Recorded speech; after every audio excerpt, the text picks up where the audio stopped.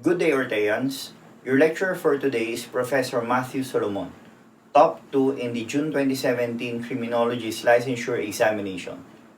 Don't forget to subscribe and hit the bell button in order for you to receive the latest updates. Take it away, Matthew. Yeah. So the first medical textbook, okay, na na-publish, okay, it is known as the Manual de Medicina Domestica. Okay? So it includes all instructions pagdating sa forensic medicine, paano mag-autopsy, okay? So yung mga instruction nandoon. So the first medical textbook, okay? Ano daw po ang tawag natin diyan? Ano ang tawag natin diyan? Manual de Medicina Domestica. Okay? So ang tanong is, sino yung sumulat ng Manual de Medicina Domestica? Okay? Sino yung sumulat ng Manual de Medicina Domestica? Yan. So that is, excuse me. Okay, so the answer is Rafael Jenard E. Mas. Okay, Rafael Jenard E. Mas. Okay, pero pag sinabi natin, Sir, paano naman kung sa Pilipinas? Okay, siya naman yung father of forensic medicine or legal medicine natin dito sa Pilipinas. Okay, so siya yung sumulat ng forensic medicine na usually ginagamit natin dito sa Philippines. Sino yan? Okay, that is Pedro Solis. Okay, Pedro Solis. So sabi natin kanina, sino nga ulit yung father of modern toxicology? Sino nga ulit yung father of modern toxicology? Di ba? That is Matthew Orfila. Pero kapag ang tinatanong lang is father of toxicology, that is Paracelsus. Okay? Paracelsus. Yan. Tapos si Enrique de los Santos naman, siya po ay head, okay, ng first crime lab. Okay? So mamaya dadaanan din natin siya. Okay? In depth. Alright? Okay. So maliwanag tayo dito. So who is Paracelsus? Father of toxicology. Okay? So sino yung father of modern toxicology? That is Matthew Orfila. Okay? So sino si Pedro Solis? Siya yung father of forensic medicine natin dito sa Pilipinas. Okay? Sino si Enrique de los Santos? Chief ng Medical Legal Office. At sino itong si Rafael Jenard E. Mas? Yan. Siya yung sumulat ng Manual de Medicina Domestica. Okay?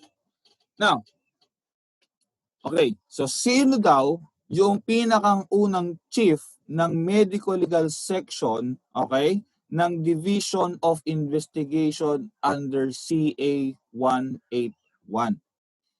Okay? Division of Investigation under CA 181. So if you remember, hindi po NBI ang pinakaunang pangalan niyan. Ang NBI po natin, hindi agad-agad National Bureau of Investigation. Ang pinakaunang pangalan niyan ay Division of Investigation, which was created by Commonwealth Act number 181. Okay? So yung unang chief, okay, ng Medical Legal Section ng Division of Investigation, sino yan? That is Dr. Gregorio Lantin. Okay? That is Dr. Gregorio Lantin. So sino-sino ba yung apat na yan? Okay? Yan. So, si Sixto de los Santos, okay, siya yung chief ng medical legal Department of Legal Medicine sa UP Manila. Okay? Sa UP Manila. Okay? So, siya po yung chief doon. That is Dr. Sixto de los Angeles. Okay? Sixto de los Angeles. Sa PGH po yan. Okay? Sa UP Manila. Alright? So, that is Dr. Sixto de los Angeles. Okay, now, in 1945, okay, after the liberation of the city of Manila, nagkaroon ng crime lab, okay, sa Maynila. Yan. So, mayroong crime laboratory sa Manila. Okay? And the first chief, okay, ng Medical Legal Division doon is Dr. Mariano Lara. Okay, Dr. Mariano Lara. Ulitin natin ha. So sa kanina, sa PGH, okay, Dr. Sixto de Los Angeles. And when a crime lab was created in Manila, okay, that is Dr. Mariano Lara. Okay? And then, so yung sabi natin kanina, si Dr. Gregorio Lantin, under Commonwealth Act number 181 o yung pinagsimulan ng ating NBI, yung una niyang pangalan, okay, is Division of Investigation, okay, under CA 181. Okay, at sino yung pinakaunang chief niyan? That is Dr. Gregorio Lantin. Ayan. Now, inamyendahan yung ating CA 181. Okay, nagkaroon ng Republic Act 157. So from Division of Investigation, pinangalanan siyang Bureau of Investigation. Okay, RA 157 pinangalan ng Bureau of Investigation. So, sino yung chief ng Medical Legal Office diyan? That is Dr. Enrique de los Santos. Okay? And then yung NBI, it was renamed. Okay? So from DI, Division of Investigation, naging BI, Bureau of Investigation, naging NBI.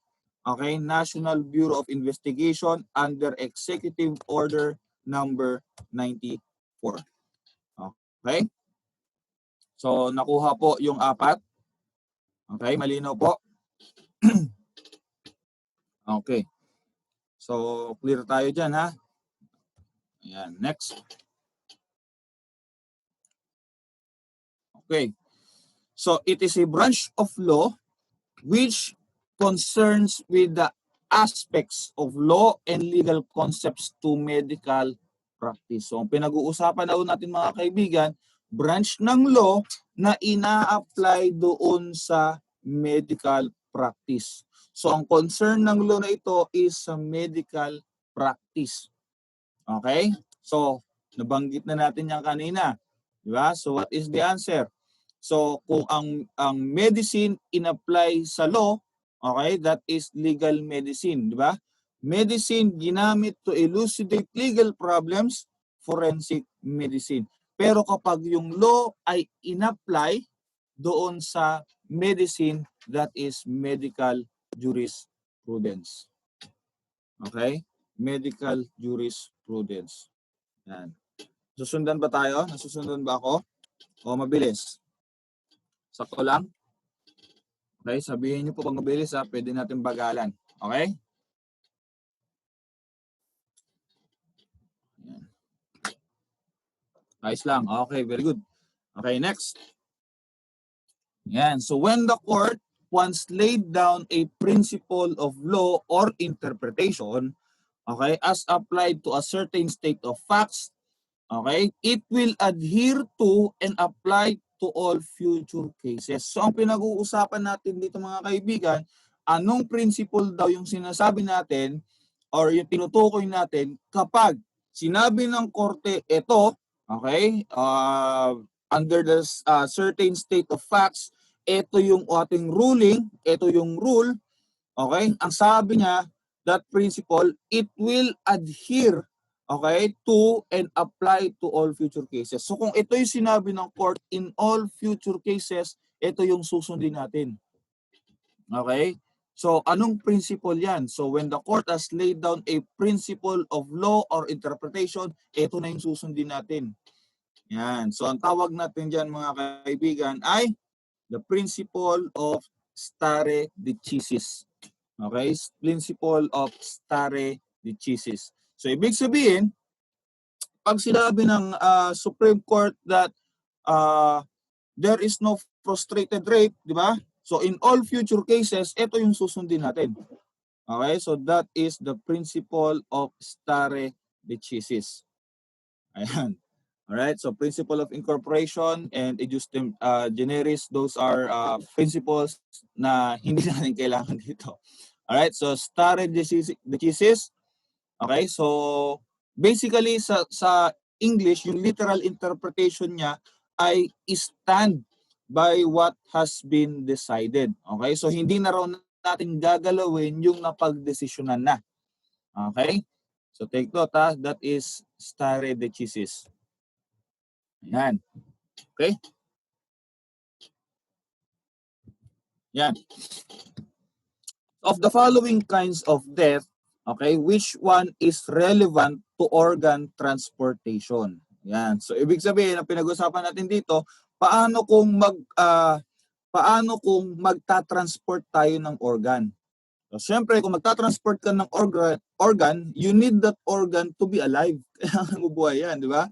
Kasi kung itatransport mo yan, halimbawa, ibibigay mo yung puso doon sa isang tao, kung patay na pala yon, hindi na rin pala buhay yon, di ba?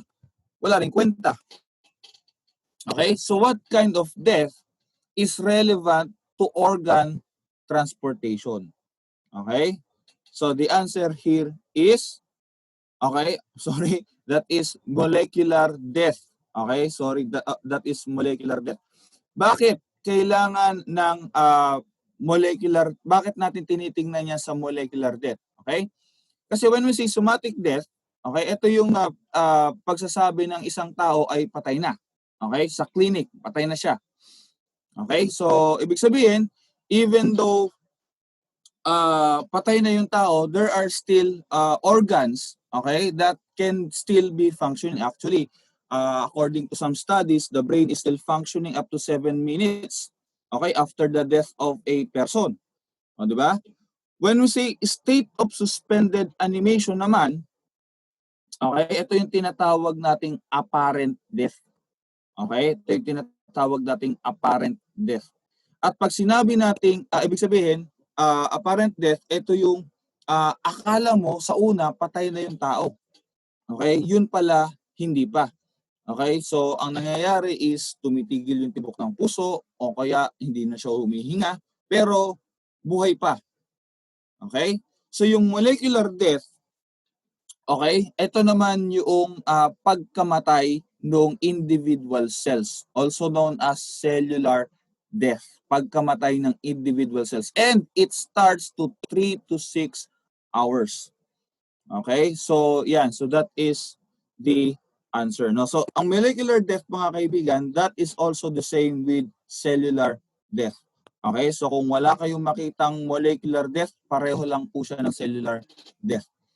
Okay? And, ulitin natin, kailan siya nag-i-start? Okay? The answer is 3 to 6 hours. If you want to learn more from him, take our Road to 1 Million challenge. If this channel hits 1 million subscribers, we will release the rest of his lectures. Or you can watch the rest of his lectures now by enrolling in Ortea Criminology Review. Just message us on our Facebook account for more details. See you soon, Orteans!